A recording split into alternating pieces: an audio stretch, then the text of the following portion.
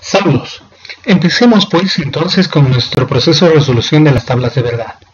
En el anterior encuentro habíamos aprendido a formalizar primero proposiciones, en el siguiente habíamos aprendido a realizar las tablas de verdad desde el criterio lógico que habíamos dicho que es la combinación entre proposiciones y verdadero o falso, que sería nuestra base, verdadero o falso, es decir, el número 2 como la representación de esas posibilidades elevado a la cantidad de proposiciones que uno va a encontrar en sus ejercicios. Ahora bien, vamos a empezar a resolver ejercicios de tablas de verdad a partir de este momento. Para ello, empezamos pues con la negación. La negación va a ser obviamente una proposición que tiene la característica de que va a estar negada, es decir, dentro de una afirmación se dice no. Cuando se representa esto simbólicamente, lo que nos interesa es negar la condición anterior. Es decir, en ese caso nuestra tabla de verdad, por ser una sola proposición, solo tiene falso verdadero, y al negarla, si esta fuera verdadera, la negación sería falsa, y si es falsa, la negación verdadera. Entonces esta es bastante obvia y relativamente simple. Siguiendo, vamos a encontrar los ejercicios de conjunción. Es cuando aparece una formalización de dos proposiciones unidas con la conjunción y o con la relacional y, es decir, P y Q. El Sol es una estrella y la Tierra es un planeta.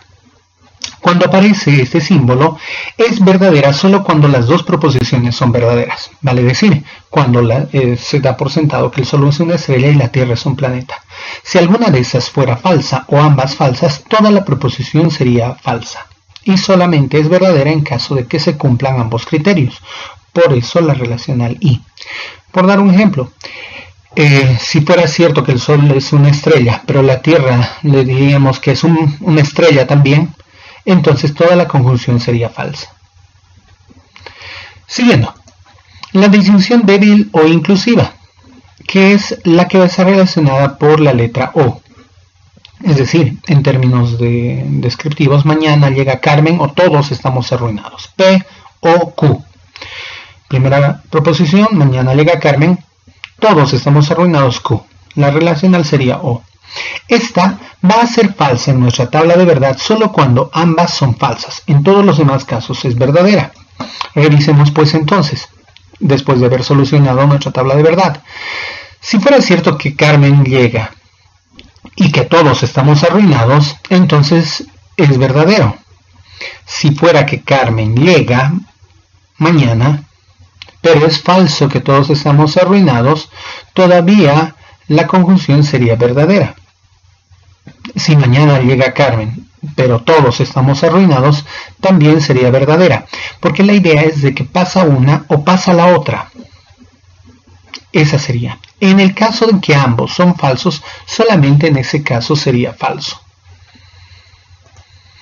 Disjunción fuerte o exclusiva, que sería una V marcada con un subrayado, una línea por debajo. Esta va a ser falsa en la medida en la que van a ser iguales las dos relacionales, es decir, si ambas fueran verdaderas o ambas fueran falsas, es falsa. En caso de que fueran distintas, va a ser verdadera.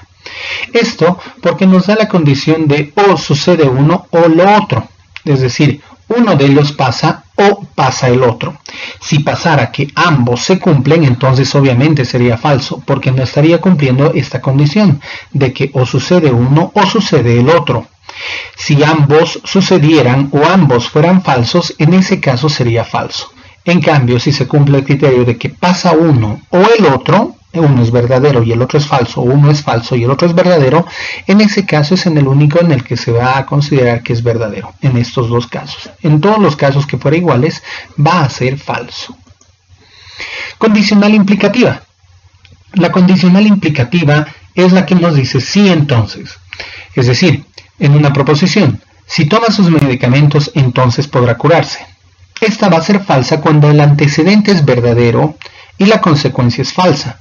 Es decir, cuando el primero no cumple la condición lineal de dar el segundo.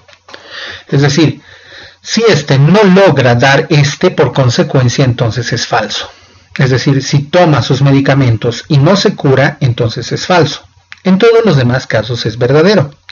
Alguno podrá preguntar en ese caso también, pero ¿qué pasa si el primero es falso y el segundo verdadero? ¿Por qué es verdadero? Es decir, si no toma sus medicamentos pero se cura, todavía sigue siendo verdadero.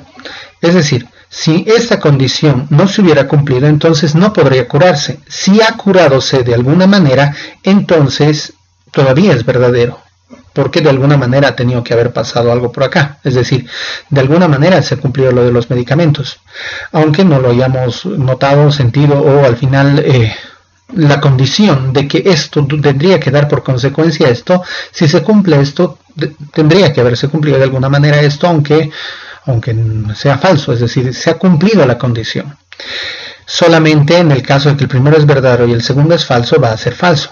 Porque incluso si no toma sus medicamentos y no se cura, todavía esta proposición es verdadera, en el sentido genérico, ¿no?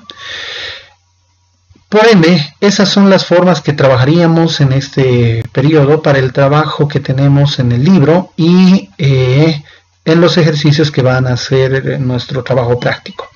La idea de esta es entender lógicamente cómo están funcionando estos procesos.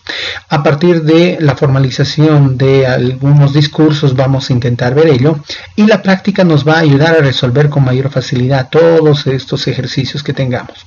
Dicho eso, me despido muy atentamente y será hasta otro momento.